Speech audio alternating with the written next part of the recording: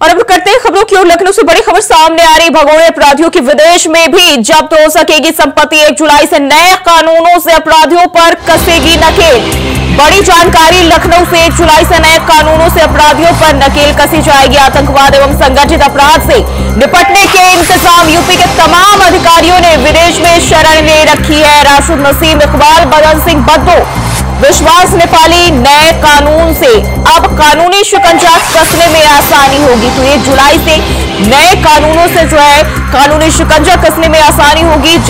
लखनऊ से यह जानकारी। और कई सारे जो अपराधी हैं वो विदेश में शरण ले रखे हैं और इसी को लेकर एक कानून बनाया गया है। अब 1 जुलाई से जो है इसे लागू किया जाएगा, जिनमें राशिद नसीम की बात कर ले, इकबाल, बदन सिंह बद्दो की बात कर ले, विश्वास नेपाली समेत कई ऐसे अपराधी हैं जो विदेश में शरण ले रखे हैं। और यूपी के तमाम अपराधी, इन पर जो है लगाम लगाने के लिए, खासतौर पर अपराध से निपटने के लिए इस तरह के इंतजाम किया गया सरकार की ओर से। आतंकवाद एवं संगठित अपराध से निपटने के लिए यह कानून 1 जुलाई से नए कानूनों से अपराधियों पर नकेल कसी जाएगी। तो ये बड़ी जानकारी लखनऊ से। भगोड़े अपराधियों की विदेश में भी संपत्ति जब्त की जा सकेगी।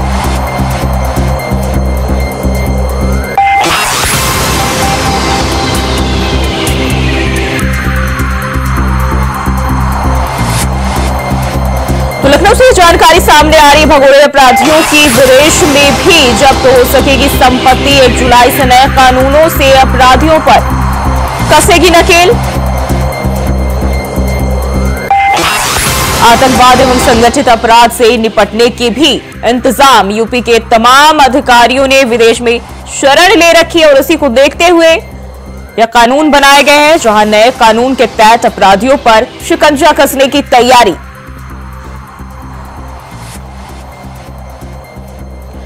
और इसी खबर पर ज्यादा जानकारी के साथ लखनऊ से मोहम्मद आसिफ हमारे साथ जुड़ गए। आसिफ, जिस तरह से बदमाशों का खौफ न सिर्फ उत्तर प्रदेश बल्कि पूरे देश में देखने को मिलता है, और ऐसे में ये अपराधी अपराध करके विदेशों में शरण ले लेते हैं, और अब इन पर लगाम लगाने के लिए बड़ी जो है कार्रवाई एक नए कानून को लेकर इसके जरिए की जाएगी। क्या खबर, क्या जानकारी? जी बिल्कुल, बता दूं जो है कि 1 जुलाई से नया कानून जो लागू किया जाएगा, इससे अपराधियों पर पूरी तरह से नकेल कसने का पुख्ता इंतजाम किया गया और साथ ही साथ विदेश में भागे जो अपराधी उनकी संपत्तियां जब्त की जाएगी इस कानून के तहत।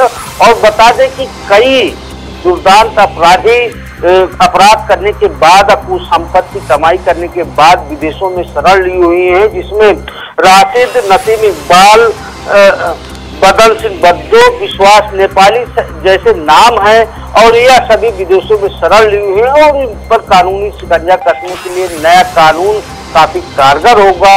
और अभी कल ही डीजीपी प्रशांत कुमार ने इस कानून के बारे में विस्तृत जानकारी दी थी और इसकी जो खूबियां हैं उसके बारे में भी बताई गई थी। और इस कानून के तहत जो यूपी, खासकर यूपी, इनमें जो तमाम अपराधी हैं भागे हैं, भगोड़े घोषित है, कोई अपनी संपत्ति कमाकर भागा है, तो कोई जमीनों यानी कि रियल एस्टेट के कारोबार में लोगों को करोड़ों का चूना लगाकर विदेशों में शरण लिया है।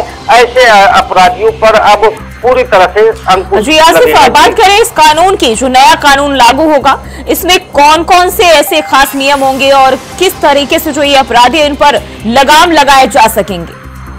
जी बिल्कुल, जो नया नियम है, नया कानून है, इसमें कई खास नियम है।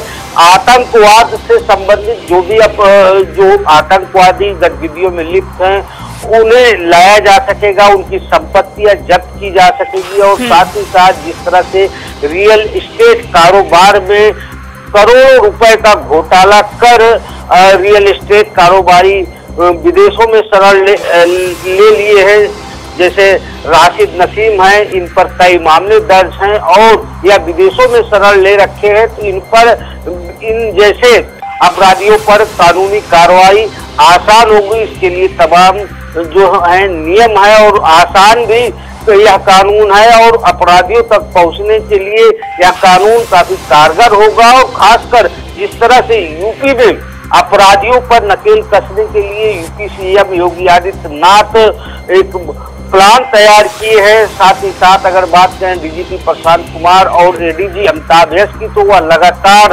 अपराधियों पर कार्रवाई भी कर रहे हैं, लेकिन अब इस नए कानून से कहीं न कहीं अपराधियों पर शिकंजा कसने में आसानी होगी। जी जी आसिफ, हम बात करें तो उत्तर प्रदेश के मुख्यमंत्री सीएम योगी आदित्यनाथ अपने जो जल्द से एक्शन है, कार्रवाई है, इसके लिए जाने जाते हैं और ऐसे में अब जो है अपराधियों से निपटारा करने की वो शुरू से ही बात करते आए और कहीं ना कहीं अब यह कानून भी लाया गया। लेकिन अब उनके लिए बात करें जो विदेश में शरण ले रहे हैं, जो वहां पे रह के अपने जीवन को बिता रहे हैं और सारे काले धंधे जो उनके इंडिया से जो है पूरे हो रहे हैं, ऐसे में अगर हम बात करें वहां की सरकार किस तरीके से मदद करेगी जब यहाँ से जो कड़े एक्शन सरकार की ओर से लिए जाएंगे?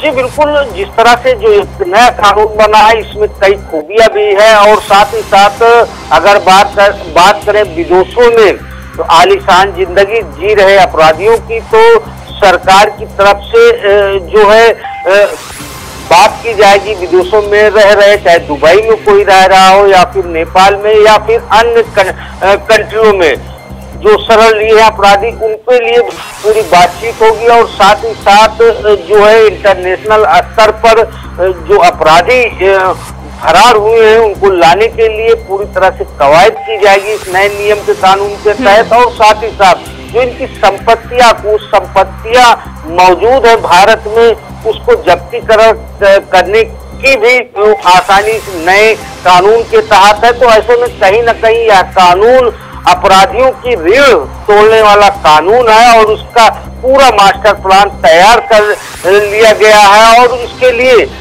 अगर खासकर बात करें यूपी की, तो यूपी सीएम योगी आदित्यनाथ ने इसके लिए हरी झंडी भी दे दी है और यह माना जा रहा है कि बने रहिए हमारे साथ, आगे भी आपका रुख करेंगे।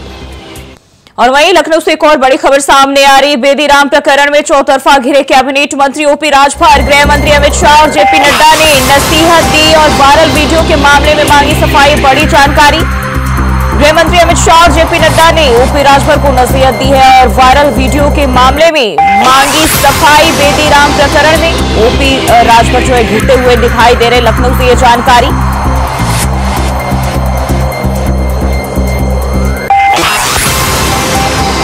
तो ओपी राजभर जो है घिरते हुए, अपने ही बयानों में घिरते हुए नजर आ रहे, पेपर लीक और नौकरी में जुगाड़ को लेकर जो है अब फंसते हुए दिखाई दे रहे। और एक बार फिर से रुक कर लेते हैं आसिफ की ओर। आसिफ, बेदी राम प्रकरण में अब जो है कैबिनेट मंत्री ओपी राजभर घिरते हुए नजर आ रहे हैं।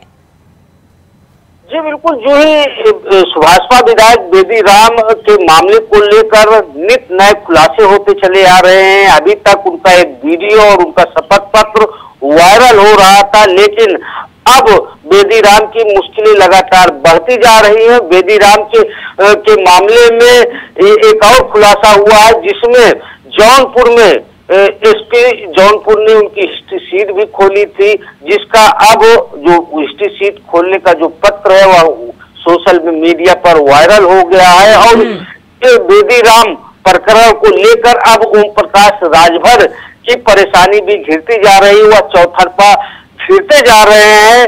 और बात करें कैबिनेट मंत्री ओपी राजभर की, तो उनका भी बयान कहीं न कहीं बेदी राम से बड़ा कनेक्शन जो है तय कर रहा है पेपर लीक मामले को लेकर।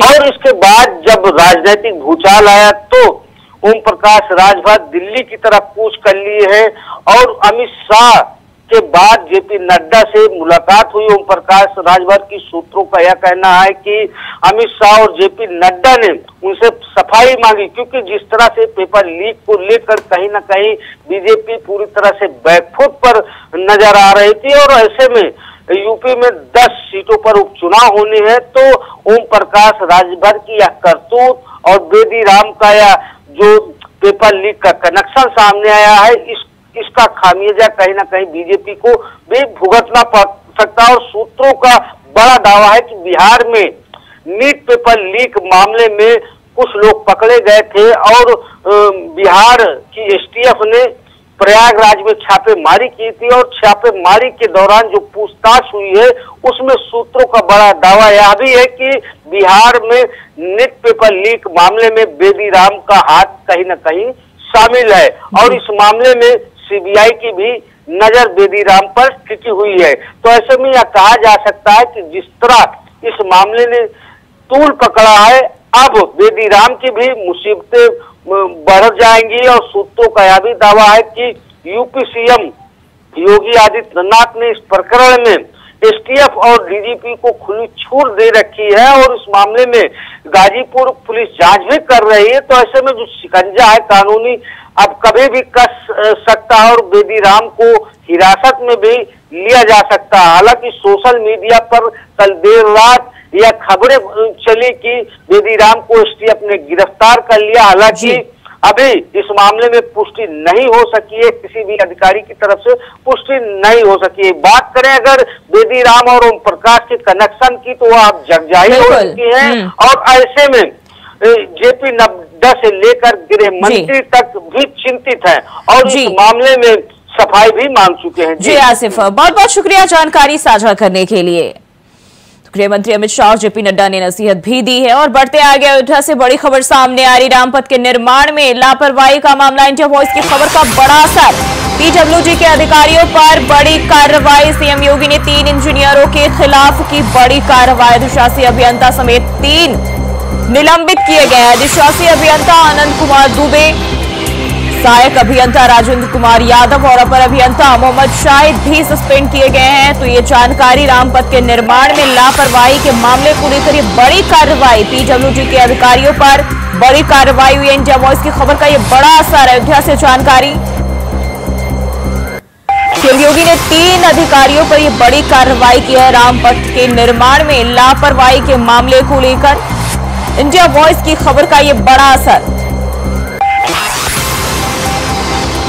सीएम योगी ने 3 इंजीनियरों के खिलाफ बड़ी कार्रवाई की है। तो पीडब्ल्यूडी के अधिकारियों पर ये एक्शन।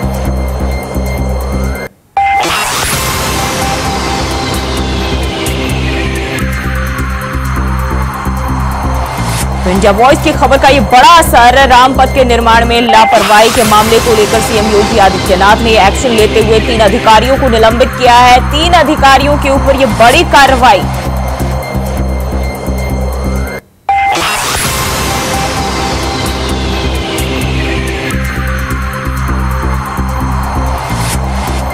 तो इंडिया वॉइस की खबर का ये बड़ा असर देखने को मिला है और इंडिया वॉइस ने ये खबर चलाई थी और लगातार जो है अब इस पर सीएम योगी आदित्यनाथ ने एक्शन लिया और 3 अधिकारियों को निलंबित किया गया।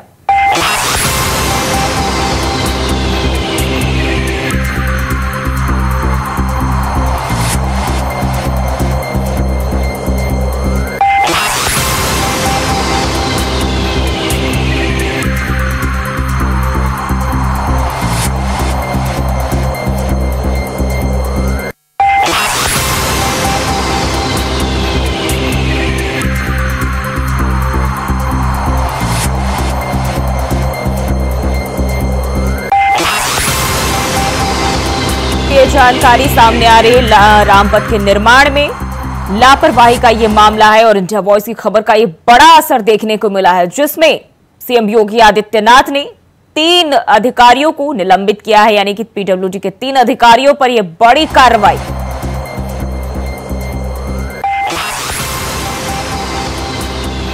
तो ये खबर लगातार हमने चलाया था और अब इस पर एक्शन लिया गया है। तो ये जानकारी और रामपथ के निर्माण में लापरवाही का ये मामला है।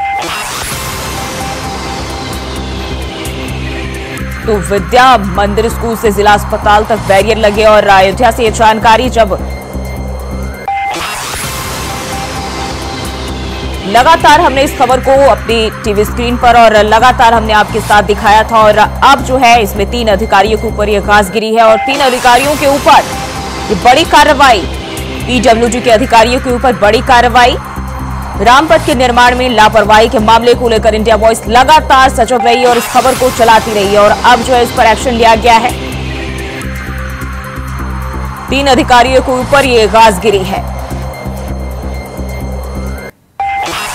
तो अधिशासी अभियंता समेत 3 इसमें निलंबित किए गए हैं। बात करें तो आनंद कुमार दुबे समेत 2 अन्य पर यह कार्रवाई।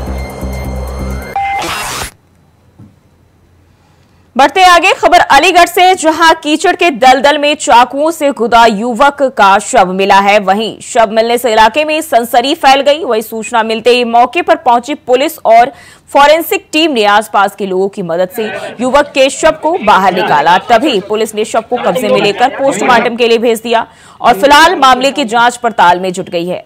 घटना रोरावट थाना इलाके के विवेकानंद इंस्टीट्यूट के पास की बताई जा रही है।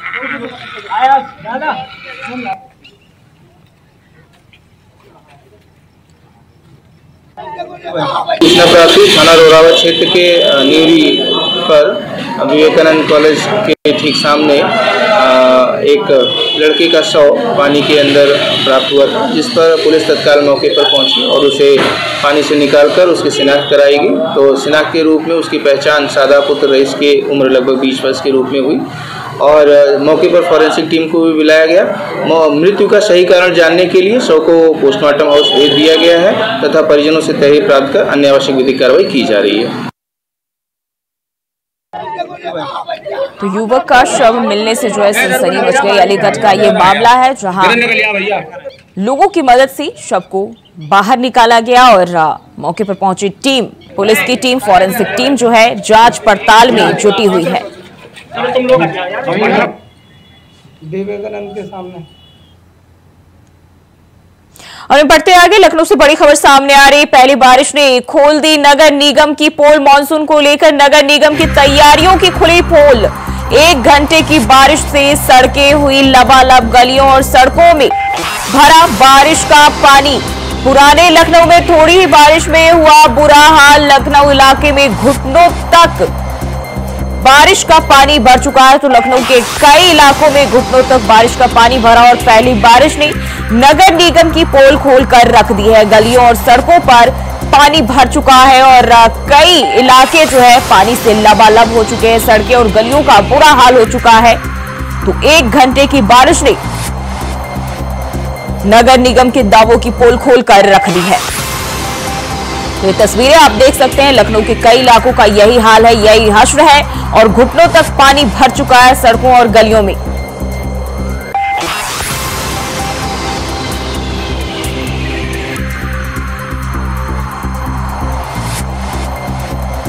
मौसम विभाग ने पहले ही अलर्ट जारी कर दिया था और नगर निगम लगातार इसकी तैयारियों की बात कर रही थी। हालांकि पहली बारिश के बाद क्या हाल है ये आप देख सकते हैं। और वहीं लखनऊ से एक और जानकारी सामने आ रही है। 14 जुलाई को बीजेपी कार्य समिति की होगी बैठक में राष्ट्रीय अध्यक्ष जेपी नड्डा होंगे शामिल। लोकसभा चुनाव के बाद कार्य समिति की बैठक, 10 विधानसभा सीटों पर उपचुनाव पर भी चर्चा होगी। यूपी कोटे से बने मंत्रियों का अभिनंदन भी होगा। तो 14 जुलाई को बीजेपी कार्य समिति की बैठक होने जा रही है और लखनऊ से ये जानकारी, यूपी कोटे से बने मंत्रियों का अभिनंदन भी किया जाएगा। तो बैठक में राष्ट्रीय अध्यक्ष जेपी नड्डा शामिल होंगे। लोकसभा चुनाव के बाद कार्य समिति की यह बैठक होने जा रही है, जहां राष्ट्रीय अध्यक्ष जेपी नड्डा शामिल होंगे। वहीं इस दौरान जो है 10 विधानसभा सीटों पर होने वाले उपचुनाव पर भी चर्चा की जाएगी। यूपी कोटे से बने मंत्रियों का अभिनंदन भी किया जाएगा।